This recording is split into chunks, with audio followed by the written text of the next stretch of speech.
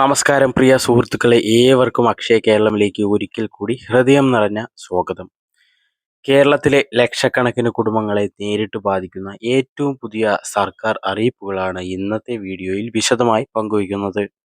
Ration card, Onam kit, സൗജന്യ അരി വിതരണം, ഡ്രൈവിംഗ് ടെസ്റ്റ് പരിഷ്കരണം, പെൻഷൻ വിതരണം, ഗുരുതര രോഗികൾക്കുള്ള ധനസഹായം, അതുപോലെ സ്ത്രീ സുരക്ഷാ പദ്ധതിയിലെ ചില മാറ്റങ്ങൾ എന്നിവയെക്കുറിച്ചുള്ള ഏറ്റവും പുതിയ വിവരങ്ങളാണ് ഇന്ന് പരിശോധിക്കുന്നത്. വീഡിയോ മുഴുവനായി കാണാൻ ശ്രമിക്കൂ, കാരണം ഓരോ ഭാഗവും അത്രയും പ്രധാനപ്പെട്ട കാര്യങ്ങളാണ്. സ്ത്രീകൾക്കായി സർക്കാർ ആലോചിക്കുന്ന പുതിയ പദ്ധതിയെക്കുറിച്ചുള്ള പ്രധാന വിവരങ്ങളും പങ്കുവയ്ക്കുന്നുണ്ട്.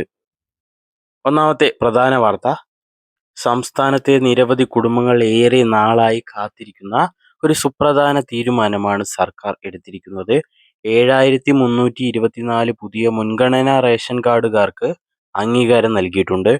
ഇത് സാമ്പത്തികമായി പിന്നോക്കം നിൽക്കുന്ന കുടുംബങ്ങൾക്ക് വലിയ ആശ്വാസമാണ്. മുൻഗണനാ റേഷൻ കാർഡ് ലഭിക്കുന്നവർക്ക് സർക്കാർ നൽകുന്ന സബ്സിഡി, ഭക്ഷ്യധാന്യങ്ങളും മറ്റ് ക്ഷേമ പദ്ധതികളും കൂടുതൽ എളുപ്പത്തിൽ ലഭ്യമാകും. നിങ്ങൾ അപേക്ഷ നൽകിയിട്ടുണ്ടെങ്കിൽ നിങ്ങളുടെ അപേക്ഷ അംഗീകരിച്ചിട്ടുണ്ടോ എന്ന് ബന്ധപ്പെട്ട താലൂക്ക് സപ്ലൈ ഓഫീസ്, അക്ഷയ കേന്ദ്രം അല്ലെങ്കിൽ സിവിൽ സപ്ലൈസ് വകുപ്പ് നൽകുന്ന ഔദ്യോഗിക സംവിധാനങ്ങൾ വഴി പരിശോധിക്കാം.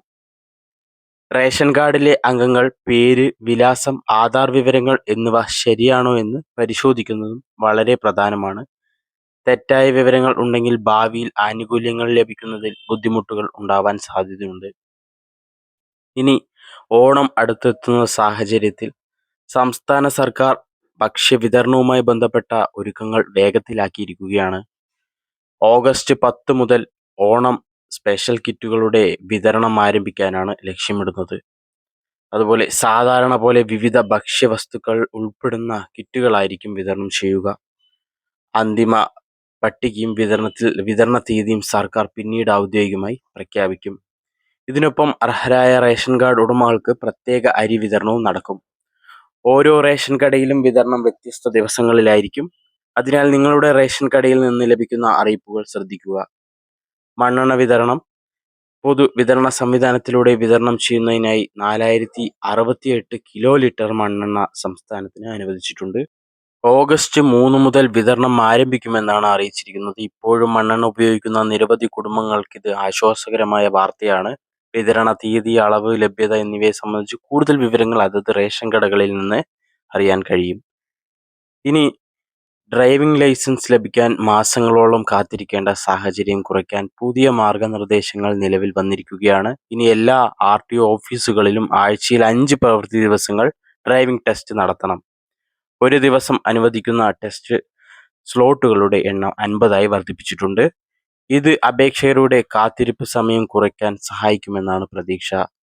മറ്റൊരു പ്രധാന മാറ്റം, ടെസ്റ്റിൽ പരാജയപ്പെടുന്നവർക്ക് വീണ്ടും അവസരം ലഭിക്കാൻ ഇനി ദീർഘകാലം കാത്തിരിക്കേണ്ട കാര്യമില്ല. 8 ദിവസത്തിനുള്ളിൽ റീടെസ്റ്റ് ഷെഡ്യൂൾ ചെയ്യാമെന്നാണ് പുതിയ നിർദ്ദേശം.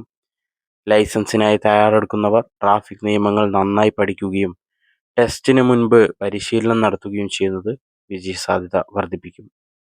ഇനി ക്യാൻസർ രോഗികൾക്കും വൃക്ക രോഗികൾക്കും ഉൾപ്പെടെയുള്ള അർഹരായ ഗുണഭോക്താക്കൾക്ക് നൽകുന്ന പ്രതിമാസ ധനസഹായം 1000 രൂപയിൽ നിന്ന് 2000 രൂപയായി വർദ്ധിപ്പിച്ചിട്ടുണ്ട്. ചികിത്സാ ചെലവുകൾ വർദ്ധിപ്പിച്ചിരിക്കുന്ന സാഹചര്യത്തിൽ ഈ തീരുമാനം നിരവധി കുടുംബങ്ങൾക്ക് ആശ്വാസമാകും. അർഹത സംബന്ധിച്ച നിബന്ധനകളും അപേക്ഷാ നടപടികളും ബന്ധപ്പെട്ട വകുപ്പിന്റെ നിർദ്ദേശപ്രകാരം പാലിക്കണം.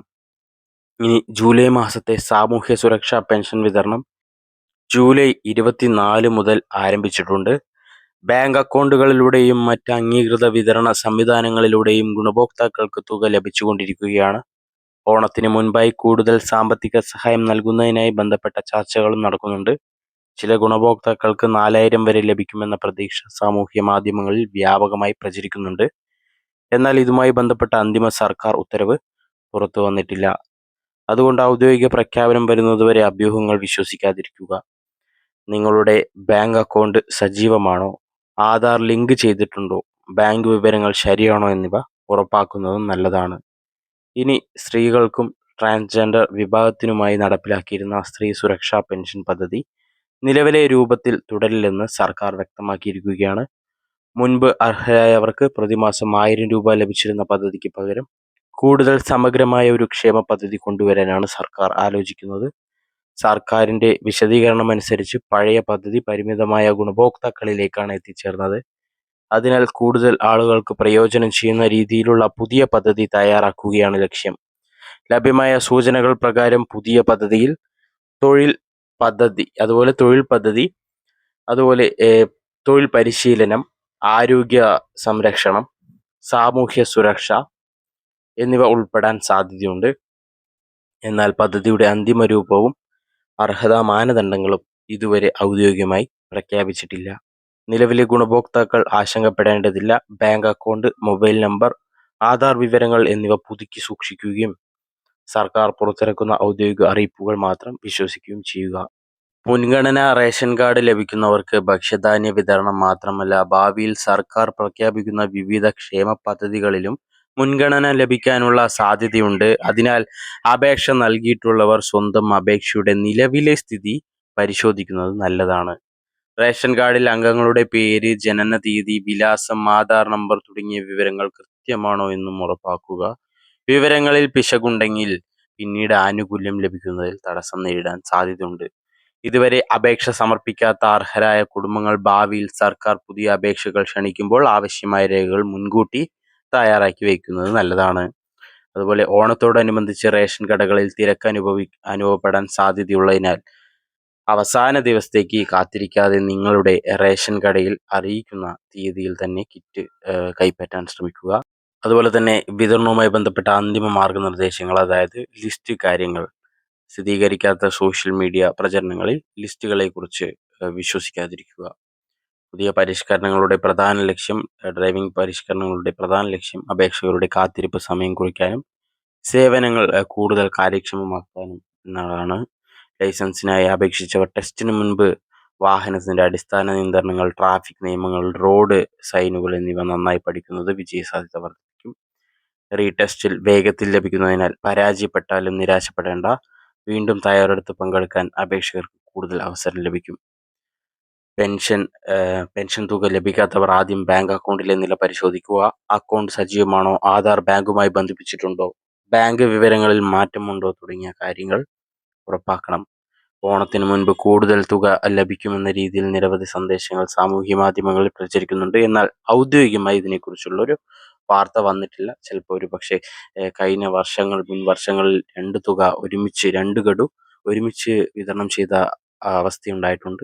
പക്ഷേ ഈ വർഷവും അത് നടക്കുമോ എന്നുള്ളത് കാത്തിരിക്കേണ്ടതാണ്. സർക്കാർ നൽകുന്ന സ്ത്രീ സുരക്ഷാ പദ്ധതിക്ക് പുതിയ പദ്ധതി സാമ്പത്തിക സഹായത്തിൽ മാത്രം ഒതുങ്ങാതെ സ്ത്രീകളുടെ ദീർഘകാല ശാക്തീകരണത്തിന് പ്രാധാന്യം നൽകുന്ന രീതിയിലായിരിക്കും രൂപകൽപ്പന ചെയ്യുക. സ്വയം തൊഴിൽ സഹായം, അതുപോലെ തൊഴിൽ പരിശീലനം, ആരോഗ്യ സംരക്ഷണ പദ്ധതികൾ, സാമൂഹ്യ സുരക്ഷാ സേവനങ്ങൾ എന്നിവ ഉൾപ്പെടുത്തുന്ന രീതിയിലാണ് പുതിയ പദ്ധതി തയ്യാറെടുക്കുന്നതാണ് ലഭ്യമായ വിവരം.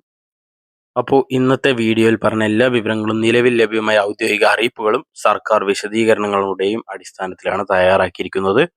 പുതിയ സർക്കാർ ഉത്തരവുകൾ പുറത്തിറങ്ങിയാൽ അതിലെ മാറ്റങ്ങളും വിശദാംശങ്ങളും ഉടൻ തന്നെ ഈ ചാനലിലൂടെ നിങ്ങളിലേക്ക് എത്തുന്നതാണ്.